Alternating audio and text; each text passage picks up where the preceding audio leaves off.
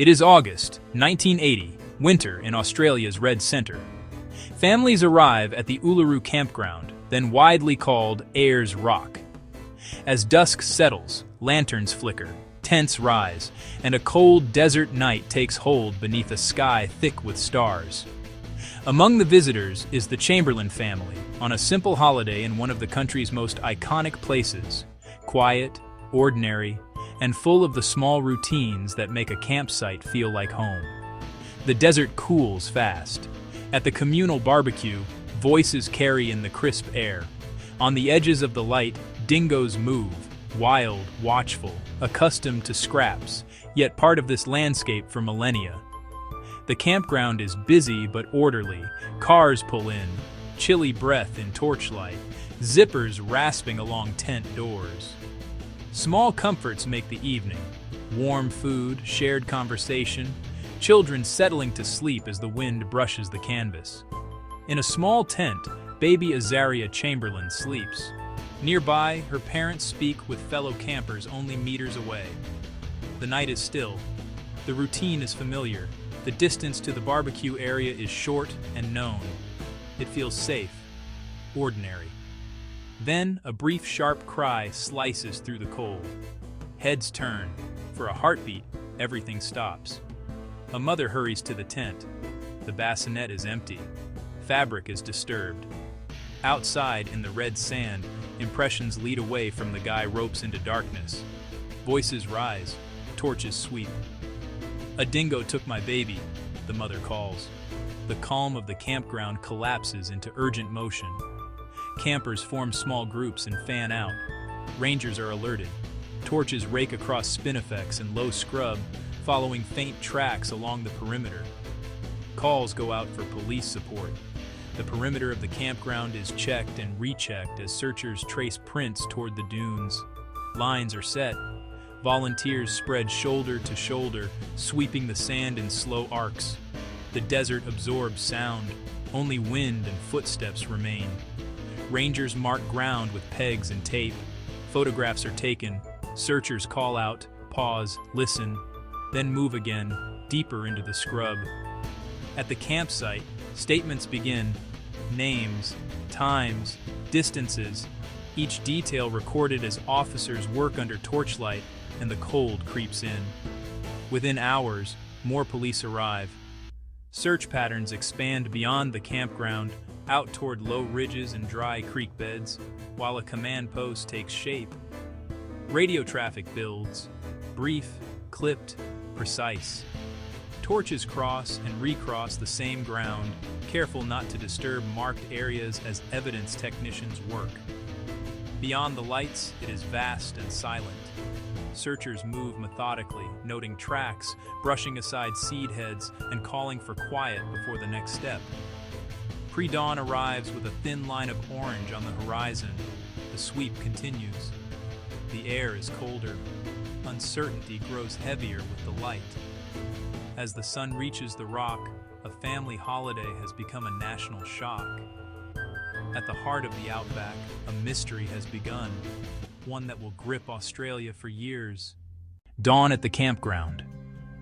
Before the scene can be sealed, footprints, tourists, rangers, animals, crisscross the sand and spinifex, blurring what's signal and what's noise. Volunteers form tracking lines. Police and rangers mark impressions. Dingo prints are noted, photographed, and logged against a tight timeline. Corridors radiate from the campsite. Creek beds, dunes, scrub. Heat, wind, and shifting sand degrade tracks and disperse scent, narrowing the window for reliable sign. An item of baby clothing is located.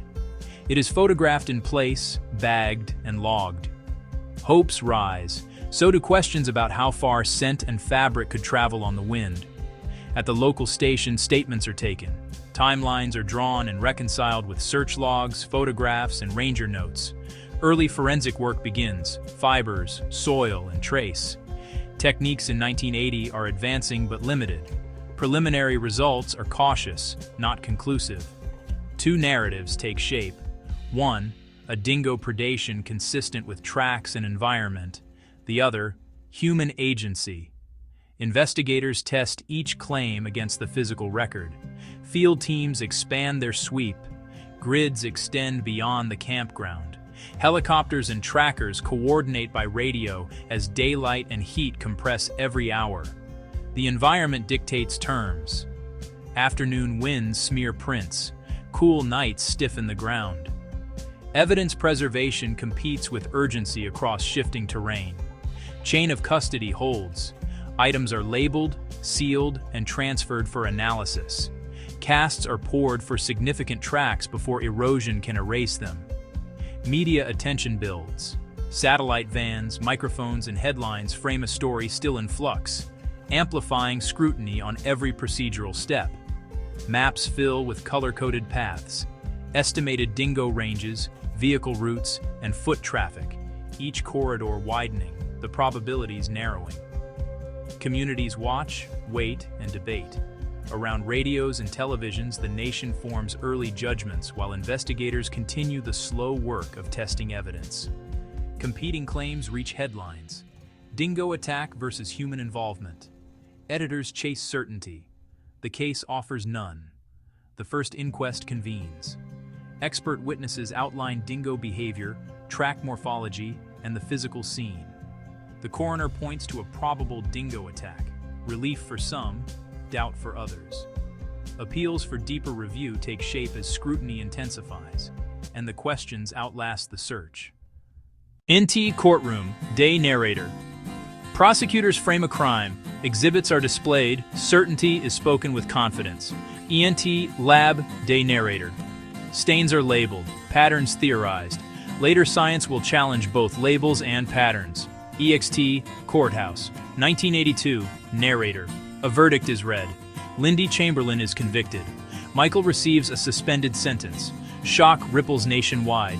INT Prison Corridor. Night Narrator. Behind bars, appeals gather momentum. Outside, debate hardens. EXT Bush near Uluru, 1986, Narrator. A child's matinee jacket is found near a dingo lair, matching the garment the mother always described. ENT Government Office. Day Narrator. The discovery forces a reassessment. Lindy is released. Inquiries widen. Confidence in the original forensics erodes. NT Review Hearings. Day Narrator. Panels examine methods, assumptions, and bias. Experts revisit earlier conclusions. NT Lab. Day Narrator.